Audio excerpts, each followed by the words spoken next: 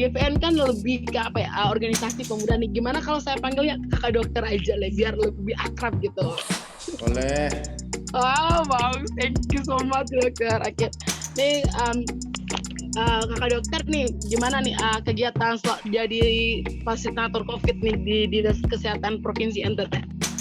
Ya, itu tadi agak keliru sedikit. Aku vaksinatornya itu sebelum kesini ya. Jadi waktu itu waktu masih awal-awal. Jadi setelah Dinkes kan, habis itu dibuka untuk dosen, tenaga ASN yang sering ketemu masyarakat ya, kayak polisi, tentara.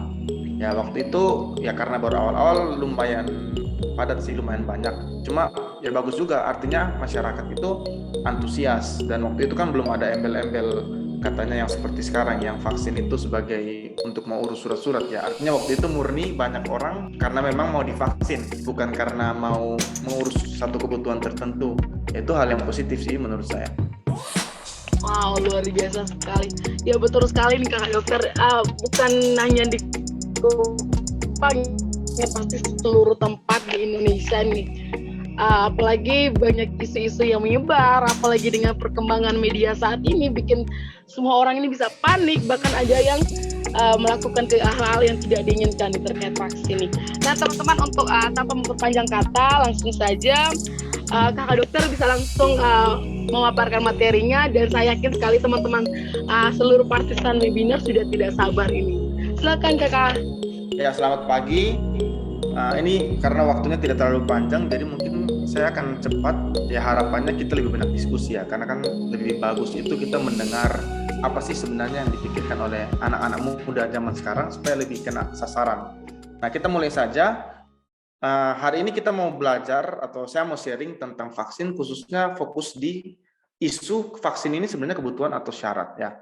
Itu ya saya kasih sedikit foto saya di situ, itu ada YouTube saya, karena di situ saya banyak bahas vaksin, nanti bisa dicek kalau mau lihat ya. Saya mencoba mencari ya di KBBI, apa sih kebutuhan dan apa itu syarat. Nah, kebutuhan itu definisinya sesuatu yang kita sangat perlu untuk menggunakannya. Sedangkan syarat itu ketentuan yang harus dilakukan. Jadi secara singkat sebenarnya bedanya apa sih? Nah, kebutuhan itu lebih ke sesuatu dari dalam diri kita sendiri yang kita harus lakukan. Sedangkan syarat itu sesuatu yang kita harus lakukan karena diminta oleh pihak lain. Jadi misalnya kita mau kerja nih, kita mau kerja, maka syaratnya adalah kamu, misalnya saya mau jadi dokter di klinik, ya syaratnya harus lulus dokter dong. Masa saya tidak lulus dokter kemudian saya menjadi dokter? Jadi saya dituntut oleh pihak luar untuk memenuhi persyaratan itu. Sedangkan kalau kebutuhan itu dari diri saya sendiri. Jadi misalnya saya mau makan, saya lapar, ya manusia kan harus makan ya. Jadi kebutuhan itu, makan itu kebutuhan. Kemudian sebelum kita menentukan nih kan, akhirnya kita akan menentukan vaksin ini kebutuhan atau syarat. Nah, untuk bisa menentukannya kita harus kenal dulu si vaksin ini. Jadi saya mau mengajak teman-teman lihat secara singkat sejarah vaksin dari awal adanya vaksin sampai sekarang. Nah, ini kalau lihat di diagram ini kita bisa lihat ya bahwa vaksin itu sudah mulai dikembangkan dari tahun 1798. Kalau teman-teman ada yang pernah baca-baca atau mungkin ada yang dari Fakultas Kedokteran di sini, itu ada namanya Edward Jenner, itu salah satu tokoh vaksin. Cuma waktu itu beda dengan sekarang ya, waktu itu vaksinnya itu melalui infeksi alami. Jadi dia mengambil, waktu itu ada penyakit kulit, dia ambil virusnya, masukkan ke dalam kulit langsung. Jadi betul-betul vaksin yang dosis maksimal ya, karena yang dimasukkan virus sungguhan. Nah, kemudian ternyata dari hasil penelitiannya, orang-orang yang disuntikan virus itu kebal terhadap virus yang itu. Jadi begitu virusnya datang lagi berikutnya, oh ternyata gejalanya ringan atau bahkan tidak kena. Nah, dari situlah prinsip vaksin ini ada. Cuma kan agak beresiko ya, karena itu disuntikan virus sungguhan. Nah, kalau tiba-tiba orangnya tidak kuat daya tahan tubuhnya, bisa-bisa kena virus sungguhan. Gejalanya juga gejala yang asli yang keluar. Nah, oleh karena itulah kemudian dikembangkan, kemudian sampai dengan tahun 2006 sampai dengan 2020 sekarang itu sudah bukan virus aslinya yang dimasukkan. Jadi kalau teman-teman dengar sekarang ada vaksin, itu bukan, misalnya vaksin COVID yang kita bahas, itu bukan betul-betul virus COVID itu yang utuh-utuh, yang kuat, yang asli yang kita masukkan ke dalam tubuh kita. Tapi bisa saja virusnya sudah diinaktivasi atau sudah tidak kuat, sudah dimatikan. Atau juga bisa juga yang lebih baru lagi itu cuma partikel virus yang dimasukkan. Misalnya anggap saja kayak kakinya si virus lah dimasukkan. Kan kalau cuma kaki saja, virusnya sudah tidak bisa lagi menginfeksi. Tapi kakinya itu bisa dikenal oleh tubuh sehingga menghasilkan respon imun. Nah, yang lebih baru lagi ada lagi cuma pakai DNA-nya si virus. Jadi saking canggihnya teknologi sekarang, ambil DNA dari virus, masukkan tanpa perlu ada virusnya, cukup DNA-nya saja. Intinya membuat tubuh ini mengenal si virus ini, tidak harus dengan virus aslinya, bisa lewat virus mati, bisa lewat bagian tubuh virus tertentu, atau bisa juga dari DNA virus. Nah, teman-teman perlu catat bahwa vaksin ini sudah ada dari tahun 1798 sampai 2020 ya, kurang lebih sudah beberapa ratus tahun. Jadi kalau ada orang sekarang yang tiba-tiba muncul lalu bertanya, ini vaksin ini uji coba, nah itu kurang belajar sejarah ya teman-teman. Karena memang sebenarnya vaksin ini sudah ratusan tahun, dan artinya ini sesuatu yang sudah teruji dan kaidah-kaidah ilmiahnya itu ada. Nah, kemudian kita bertanya, lalu kenapa vaksin? Kan sudah ada protokol kesehatan, kan ada obat, kenapa masih harus pakai vaksin? Nah, saya akan memberikan 4 alasan dulu kenapa kita tenaga medis maupun Kemenkes bahkan dunia WHO itu menganjurkan vaksin. Yang pertama, karena vaksin ini memang sudah sangat efektif, sangat efisien dalam mencegah penyakit. Lalu yang kedua, mencegah penularan penyakit. Jadi yang pertama itu mencegah kita sendiri kena, kalaupun kena tidak akan kena yang berat. Lalu yang kedua, mencegah penularan ke orang lain. Nah, yang poin kedua ini sangat penting dalam pandemi karena virus yang kita hadapi sekarang ini virus yang sangat mudah menular. Menularnya lewat udara ya, menularnya lewat droplet, sehingga mencegah dia menular itu menjadi salah satu kunci yang sangat penting. Berbeda sama kalau kita bahas wabah demam berdarah misalnya. Wabah demam berdarah itu penyebabnya ya nyamuk, ya kita bunuh saja nyamuknya. Masalahnya kan kalau di COVID ini penularannya melalui manusia, tidak mungkin kita bunuh manusianya kan. Makanya kita harus mencegah penularannya. Makanya itu juga kenapa COVID ini sangat sulit, karena yang harus kita batasi itu manusia. Kalau kita membatasi nyamuk kan gampang sekali, tapi yang membatasi manusia ini susah. Makanya sampai sekarang tidak selesai-selesai pandemi ini ya. Lalu yang ketiga, dia secara medis sangat efektif. Nanti akan saya tunjukkan seperti apa sih efektifnya. Dan yang keempat itu secara hitung-hitungan keuangan ekonomi, itu vaksin itu memang sangat efektif, sangat money to effect itu sangat bagus. Jadi untuk harga sekian, efeknya sangat bagus. Ya, kita lihat satu-satu lah. Yang pertama untuk pencegahan penyakit. Saya tunjukkan sebuah gambar sederhana. Itu ada 2 perbandingan. Yang pertama itu di atas, itu gambaran orang yang terinfeksi oleh satu penyakit pertama kalinya. Kemudian yang di bawah itu ketika dia terinfeksi penyakit yang sama untuk kedua kalinya dan pokoknya setelah yang pertama. Nah, di situ kita bisa lihat bedanya ya. Ketika yang pertama dia terinfeksi, maka tubuhnya itu belum pernah mengenal apa ini yang menyerang. Jadi istilahnya kalau ada teroris datang menyerang satu negara, tentaranya itu belum tahu senjatanya musuhnya ini apa. Mereka datang pakai pesawat atau pakai kapal.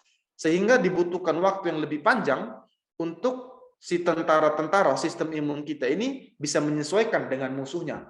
Makanya ketika infeksi pertama itu terjadi, bisa sangat fatal serangan dari virusnya ini. Bisa sangat berat gejalanya, dan angka kematiannya pun lebih tinggi dibandingkan dengan infeksi kedua. Jadi makanya di situ di gambarnya itu ada 3 kemungkinan yang bisa muncul ketika orang terinfeksi pertama kalinya. Dia bisa sembuh kalau memang dia kuat, gizinya kuat, mungkin masih muda, tidak ada penyakit bawaan, dia akan sembuh. Tapi ada juga kemungkinan berikutnya dia akan mengalami kecacatan.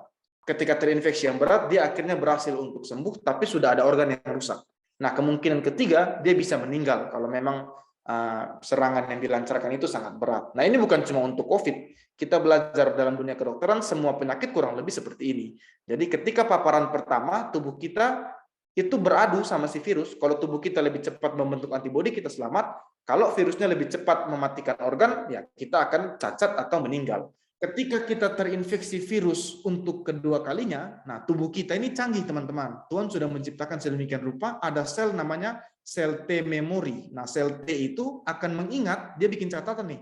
Dia ingat, oh ternyata virus ini sudah pernah masuk. Sehingga begitu virus yang sama masuk, untuk kedua kalinya, maka dia sudah punya catatan. Virus ini masuk dengan cara seperti ini. Kemudian senjatanya ini, kelemahannya ini. Jadi begitu virus ini datang kedua kalinya, karena kita sudah punya datanya, maka tentara kita langsung sekali serbu, selesai virusnya. Makanya di situ outputnya adalah tidak ada penyakit. Jadi bisa tidak kena, bisa juga tetap kena, tapi gejalanya sangat ringan karena sebelum muncul gejala, sistem imun kita sudah timbul duluan gitu. Makanya teman-teman ingat kalau kita pernah kena cacar air waktu kecil, hampir pasti kita tidak akan kena lagi karena memang kita sudah punya antibodi terhadap cacar air itu. Nah, prinsip ini yang kemudian dipakai di vaksin, yang mana kita tujuan utama vaksin itu sebenarnya memperkenalkan virus ke dalam tentara tubuh kita supaya begitu virus yang sama datang, virus aslinya datang, kita sudah tahu kelemahannya, kita sudah tahu senjatanya, sehingga kita bisa melawan dia dengan efektif dan dengan cepat. Itu tapi untuk tubuh kita. Nah, tadi yang poin kedua kan untuk mencegah penularan ke orang lain ya. Nah, saya tunjukkan gambar ini ke teman-teman. Kita lihat yang biru itu orang-orang sehat yang tidak divaksin. Kemudian yang merah itu orang yang sakit dan yang kuning itu orang yang sehat dan divaksin. Tadi kan kita sudah belajar bahwa vaksin itu bisa mencegah penularan terhadap diri kita. Nah, apa yang terjadi kalau seandainya ada orang sakit di tengah orang yang tidak sakit, akan terjadi penularan infeksi seperti yang kita lihat di gambar ini. Maka yang biru-biru itu semuanya menjadi merah. Sedangkan yang kuning yang sudah divaksin, dia selamat. Tapi kalau teman-teman lihat di gambar yang sebelah kanan itu, yang biru masih ada satu yang tersisa. Nah, kenapa dia tidak terinfeksi? Karena begitu yang merah-merah itu mau menularkan virus ke dia, ke yang biru yang di ujung itu, dia tertahan oleh yang kuning. Jadi makanya yang biru itu selamat oleh yang kuning yang sudah divaksin. Yang sudah divaksin menyelamatkan orang yang belum divaksin. Jadi virus ini kan menular lewat droplet ya, lewat udara. Misalnya saya sakit nih COVID, saya menularkan ke satu orang, si A misalnya. Nah, si A ini jalan-jalan menularkan ke si B.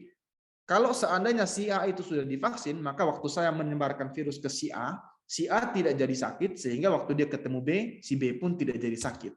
Nah, seperti itulah kurang lebih ilustrasi kenapa yang si biru yang satu ini tidak terkena virus, padahal yang lain jadi merah semua.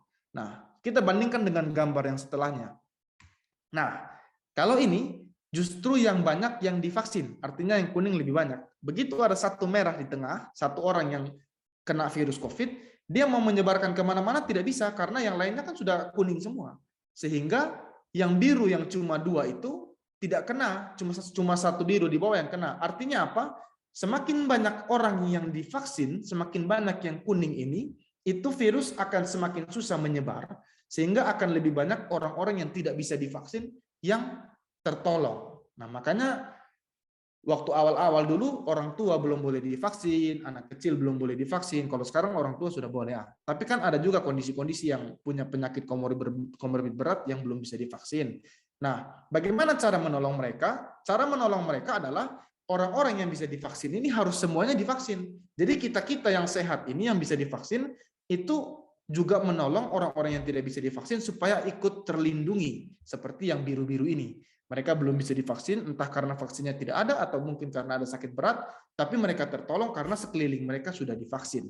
Nah, itu bagaimana vaksin mencegah transmisi atau penularan. Ini ada dua anak, teman-teman lihat. Ini dua anak yang terinfeksi sakit yang sama. Kalau kita lihat sangat berbeda ya, virus yang menyerang sama, tapi hasilnya sangat berbeda. Ini sejenis cacar, tapi yang versi ganas, cacar yang sangat ganas ya. Kalau teman-teman lihat, yang sebelah kiri yang muncul kulitnya ada bintil-bintil itu tidak divaksin. Sedangkan yang di sebelah kanan yang aman-aman saja itu divaksin. Jadi ini adalah bukti hasil seberapa efektif vaksin itu. Kita bisa melihat sangat drastis ya perubahannya. Jadi kalau orang masih bilang vaksin tidak efektif itu ya sekali lagi saya bilang belajar dulu sejarah. Nah, penyakit smallpox ini teman-teman sekarang itu sudah dinyatakan musnah atau berhasil dieradikasi. Jadi bukan cuma membuat orang sehat tidak kena, justru dia membuat si penyakit ini musnah. Jadi kalau teman-teman sekarang beruntung karena tidak perlu lagi ketemu dengan smallpox ini. Ini menular lewat udara juga. Kalau zaman dulu ngeri juga ya. Kena seperti ini, angka kematiannya juga tinggi, modelnya juga mengerikan. Nah, bersyukurlah karena sudah ada vaksin. Nah, kita lihat sejarah mengatakan apa. Nah, kita lihat tabel ini smallpox yang tadi, yang sakitnya yang tadi itu. Nah, kita lihat di sini, dia bagi jadi dua ya. Ada yang panah merah sebelah kiri, setengah yang sebelah kiri, itu sebelum tahun 1796, dan yang sebelah kanan. Nah, kita lihat, yang sebelah kiri itu bagaimana kasus kejadian dan juga kematian dari smallpox di London sebelum adanya vaksin. Kita lihat ya, angkanya itu naik, turun, naik, turun, naik, turun, tapi tinggi terus. Tiba-tiba di tahun 1796 yang ada garis di tengah itu ditemukan vaksin. Semenjak ditemukan vaksin oleh Edward Jenner yang tadi kita lihat di sejarah awal itu, kita lihat angkanya mulai menurun. Setelah tahun 1796 itu mulai menurun, sampai di tahun 1900 itu 0%. Artinya apa? 0% itu artinya habis. Sekarang tidak ada lagi laporan kasus smallpox baru di seluruh dunia ya. Bukan cuma di London, walaupun data ini di London. Tapi teman-teman cari, sekarang tidak ada lagi namanya kasus smallpox atau cacar yang seperti ini. Ya kalau ada cacar air sekarang, ya cacar air yang ringan-ringan, tidak ada lagi yang seperti ini. Nah ini, teman-teman carilah penyakit yang bisa sampai musnah begini itu hanya bisa oleh vaksin. Tidak bisa kalau seandainya waktu itu tidak ada vaksin, mungkin sampai sekarang tidak akan pernah nol. Nah kemudian kita lihat lagi, ini ada measles. Measles ini cacar air ya, semacam cacar juga di grafik berikut. Nah, kita lihat di sini, ini juga sama. Di tahun 1963 itu penemuan vaksin terhadap measles. Kita lihat, sebelum ditemukan vaksin, kita lihat kejadiannya itu ya. Mulai dari 300.000 per tahun, sampai paling tingginya itu 800.000 per tahun. Bayangkan, kasus baru 800.000 per tahun. Itu, jadi kalau di NTT itu mungkin dalam 1 minggu, 1 NTT kena semua. Ya. Kemudian ditemukan tahun 1963, angkanya langsung drastis ya. Turunnya itu tidak main-main. Turunnya langsung seperti orang terjun payung begitu ya. Seperti orang mungkin kalau seperti cowok-cowok habis ditolak, langsung hilang semangat hidupnya. Nah, turunnya itu seperti itu. Langsung mendekati nol. Dan sekarang di tahun 2000 itu hampir nol kasusnya per tahun. Jadi bisa kita lihat ya seberapa efektifnya vaksin ini. Nah, kemudian kita lihat lagi di kasus berikut ini tentang polio. Kita lihat yang polio ini ada yang biru, biru itu angka kejadian polio baru, yang ungu di bawahnya itu angka kematian akibat polio. Nah, polio ini vaksinnya masih sering di posyandu, teman-teman mungkin pernah antar adik atau yang sudah punya anak, nah ada posyandu itu divaksinkan polio juga. Nah, kita lihat lagi kejadiannya begitu ada vaksin di tahun 1955 langsung turun lagi dan langsung hilang sampai sekarang itu hampir nol atau hampir tidak lagi kasus polio, baik kasus kejadian baru maupun kematian karena polio di seluruh dunia.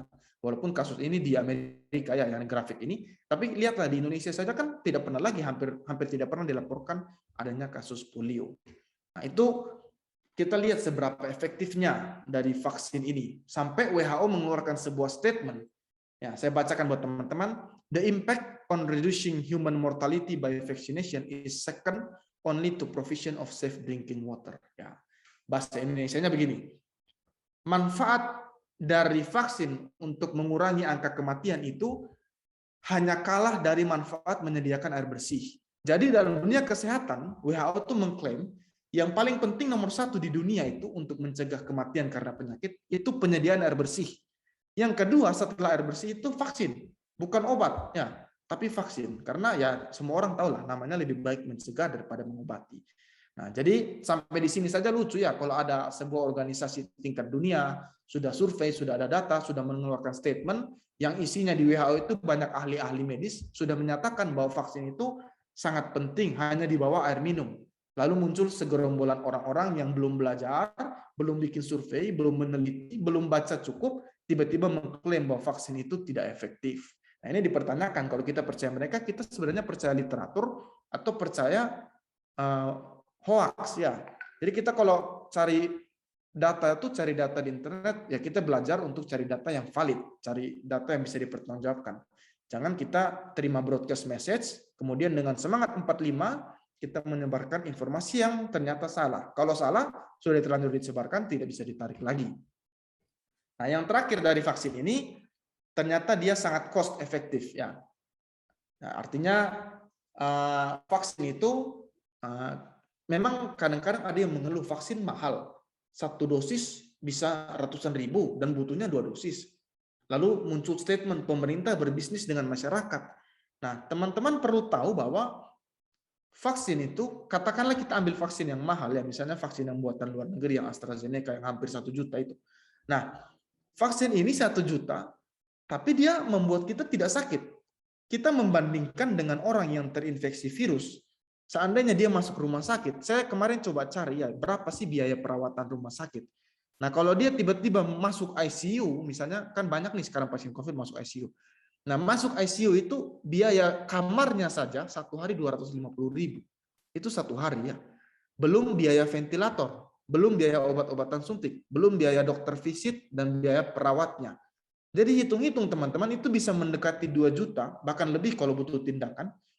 Itu hanya per hari untuk perawatan. Satu hari 2 juta ya. Kalau pasien COVID sembuh rata-rata 14 hari, berarti hampir 30 juta ya per orang per hari untuk satu pasien COVID. Dibandingkan dengan vaksin tadi yang hanya 1 juta, maka jelas bahwa vaksin ini sangat efektif.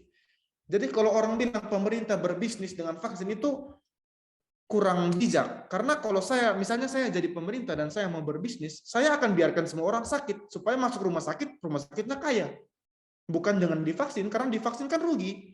Kita cuma dapat 800.000, sedangkan kalau orangnya sakit masuk rumah sakit dapatnya jauh lebih banyak.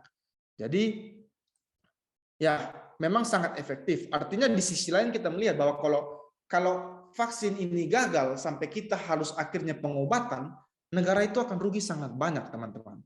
Kita sudah mengeluarkan banyak uang. Kenapa pemerintah mengeluarkan ratusan juta, bahkan mungkin miliaran untuk vaksin? Karena mungkin memang miliaran itu kedengaran besar, tapi kalau dibandingkan dengan biaya pengobatan, itu jauh lebih murah. Makanya kita harus memastikan vaksinasi ini berhasil. Karena kan kalau tidak berhasil, kita harus pengobatan, ya jauh rugi. Ingat, kalau negara rugi keuangan, negara itu tetap harus bertanggung jawab untuk memastikan negaranya sehat, warganya sehat.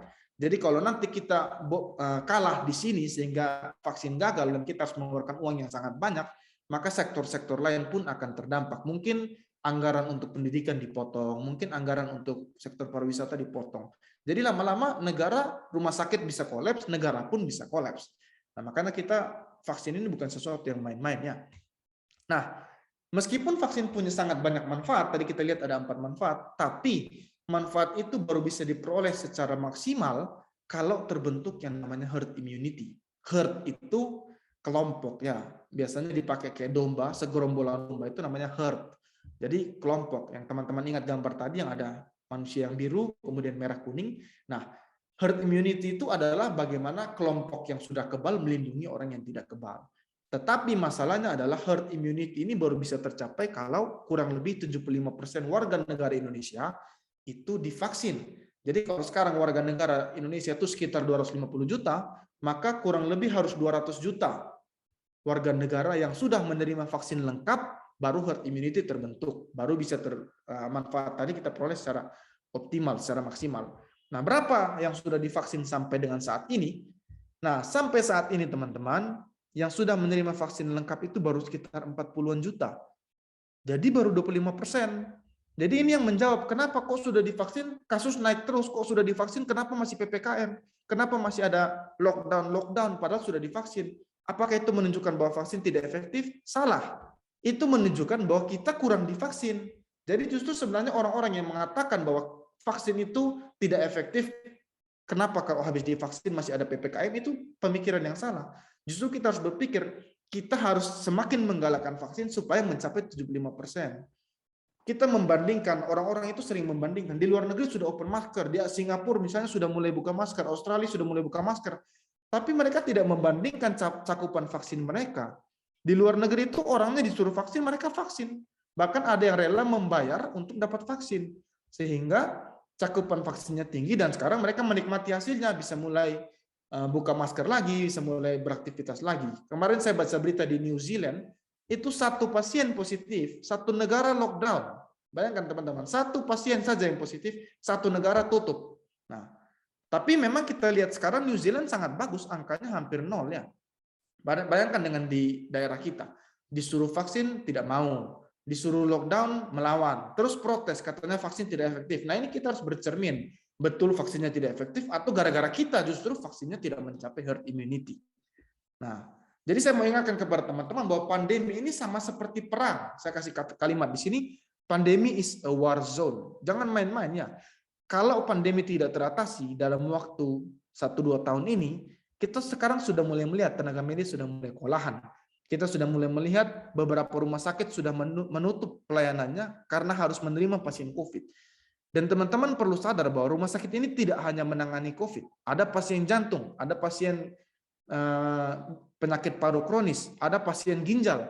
yang harus dirawat di rumah sakit. Dan kalau rumah sakit pada akhirnya harus menutup pelayanan mereka gara-gara pasien COVID, lalu pasien-pasien yang jantung, pasien-pasien ginjal ini mau kemana? Nah ini yang prihatin. Akhirnya dokter itu dipaksa untuk seakan-akan menjadi Tuhan yang menentukan pasien ini boleh masuk, pasien ini boleh hidup, pasien ini harus mati. Padahal kita bisa menekan angka COVID ini, teman-teman. Jadi kita harus prihatin ya, semakin banyak rumah sakit ditutup, itu semakin banyak pasien lain yang tidak bisa menerima perawatan. Dan kalau sampai rumah sakit itu kolaps, teman-teman, itu pertama rumah sakit kolaps. Kemudian nanti pemerintah akan sektor lain mulai membangun fasilitas baru kolaps lagi. Nanti lama-lama uangnya habis. Dan lama-lama negara itu bisa kolaps. Jadi jangan, ini sebenarnya bukan cuma tanggung jawab tenaga medis. Kita sebagai generasi muda itu harus, pikiran kita harus luas ya. Pandemi ini bukan cuma tenaga medis. Kalau pandemi ini, kalau tenaga medis kalah, pemerintah kalah, itu yang terdampak bukan cuma rumah sakit, bukan cuma nakes, tapi juga semua masyarakat akan terdampak. Makanya ini perjuangan bersama. Saya sempat baca beberapa waktu yang lalu, tenaga medis, dia bilang tenaga medis itu bukan garda terdepan, tapi kita itu garda terbelakang. Karena yang harusnya di garda terdepan itu ya generasi muda, orang-orang yang harus menggalakkan protokol kesehatan, mau divaksin, mau pakai masker, kalau memang harus lockdown ya lockdown. Mereka itulah garda terdepan. Kalau garda terdepan itu sudah terlanjur bobol, tetap kasus meningkat, baru ke rumah sakit, baru ke tenaga medis, baru itulah kita sebagai garda terbelakang. Jadi yang harusnya kita perkuat ini garda terdepan kita, anak-anak muda, orang-orang ini yang harusnya mempromosikan protokol ini sehingga kita bisa sama-sama menang ya. Kalau kita hanya mengharap rumah sakit tidak bisa, teman-teman. Kapasitas rumah sakit ini berapa sih kalau mau menangani pasien COVID? Ya, apalagi NTT berapa hari yang lalu Jokowi sudah singgung karena kita juara 1. Ya, untuk setelah sekian lama akhirnya NTT punya juara 1 ya, tapi sayang sekali juara satunya itu peningkatan kasus baru dalam 1 hari. Ya, itu bukan suatu kebanggaan sih. Itu suatu hal yang harusnya menjadi teguran buat kita. Masa kita juaranya gizi buruk, kemudian COVID, kok kita juaranya yang buruk-buruk? Kita harus berusaha supaya kita bisa juara dalam hal yang baik ya. Nah, setelah semua ini, saya kembali mengajukan pertanyaan buat teman-teman. Jadi vaksin ini kebutuhan atau syarat? Apakah itu sangat penting untuk diri kita, atau itu negara yang semena-mena mewajibkan untuk kita? Ya, kalau menurut saya, pandangan saya adalah tergantung sudut pandang kita. Kita sebagai masyarakat, sebagai semua penduduk negara Indonesia, bahkan semua orang yang hidup di dunia, di bumi ini, maka vaksin itu adalah kebutuhan. Karena satu, tadi kita lihat, membuat kita sehat, membuat orang di sekitar kita sehat. Ya, itu kebutuhan, karena itu untuk kepentingan kita. Saya heran sekali kalau ada orang yang sudah dikasih vaksin yang gratis kok masih menolak. Nanti giliran mereka membeli barang-barang yang tidak sehat, beli fast food, ya saya tidak melarang fast food, cuma fast food kebanyakan kan tidak sehat juga. Beli fast food, nanti beli ini, beli itu, habis. Mereka tidak mau divaksin gratis, nanti susul Bear Brand, dibilang efektif, harganya mahal, maka Bear Brand di mana-mana habis. Kemudian ada obat baru tertentu, kayak waktu itu pernah ada obat malaria yang katanya efektif untuk COVID, di mana-mana habis, gara-gara orang borong. Kemudian ada ivermectin, di mana-mana habis. Padahal itu belum terbukti 100%. Sedangkan vaksin yang sudah diteliti, sudah ada izin dari BPOM, dikasih gratis, malah tidak mau. Nah ini yang saya kadang-kadang bingung juga. Jadi sebenarnya vaksin itu dari sudut pandang kita itu kebutuhan. Tapi bisa juga menjadi syarat dari sudut pandang negara. Karena negara harus menjamin keamanan warganya. Kalau kamu tidak mau divaksin, oke, itu hak kamu. Tapi negara harus menjamin keselamatan orang-orang yang tidak bisa divaksin. Seperti yang tadi saya bilang, ada orang yang mungkin punya penyakit berat, tidak bisa divaksin, negara harus menjamin dia. Maka dari itu, kamu nggak mau divaksin, tidak boleh ke tempat umum, contohnya. Atau kamu tidak mau divaksin, kamu tidak boleh berada di tempat orang-orang yang divaksin. Jadi dari sisi kita, vaksin ini kebutuhan. Sedangkan dari negara memberikan syarat. Karena memang negara harus menjamin keselamatan warganya. Negara harus menjamin kestabilan ekonomi. Bagaimana caranya cepat menyelesaikan pandemi? Bagaimana cara paling efektif? Kayak kita sudah lihat tadi, cara paling efektif untuk menyelesaikan pandemi adalah dengan vaksin plus nanti protokol kesehatan. Jadi sekali lagi saya bilang, bagi semua kita itu membutuhkan vaksin ini, teman-teman. Ada lagi yang tanya nanti, vaksin mana yang paling bagus? Tidak usah pusing itu dulu. Selama dia diizinkan BPOM, itu keamanannya sudah terjamin. Jadi vaksin yang paling bagus adalah vaksin yang ada di depan matamu sekarang. Jangan memimpikan vaksin yang sangat sempurna kalau vaksinnya tidak ada. mending pakai vaksin yang sudah ada di depan kamu. Persoalan nanti setelah itu kamu mau cari vaksin lain, itu urusan belakang. Tapi yang sudah ada, diterima dulu. Karena sekarang vaksin jumlahnya terbatas. Kita tidak bisa menuntut. Misalnya ada orang yang mau Moderna, dia hanya mau Moderna. Lah kalau yang ada Sinovac, masa kamu menuntut Moderna harus ada? Kan lucu. Sedangkan orang lain yang membutuhkan Sinovac saja, itu belum tentu bisa memperolehnya ya. Banyak negara di luar itu masih ada yang belum bisa dapat vaksin, teman-teman. Masih nol vaksinnya, karena seluruh dunia memang vaksin terbatas. Jadi kita harus mengapresiasi pemerintah karena bisa menyediakan sekian juta vaksin yang bisa masuk di Indonesia. Itu suatu langkah yang sangat luar biasa dari Pak Jokowi ya. Padahal di luar sana ada negara yang belum dapat vaksin. Di sini sudah dapat vaksin, malah kita tidak mau divaksinkan, lucu. Jadi itu mungkin kita akan lanjutkan ke diskusi supaya lebih seru. Kurang lebih saya kasih gambaran saya. Menurut saya vaksin, sekali lagi saya bilang, kebutuhan bagi kita, tapi pemerintah memberikan sebagai syarat untuk bisa menjamin keamanan dan kestabilan dari negara. Terima kasih.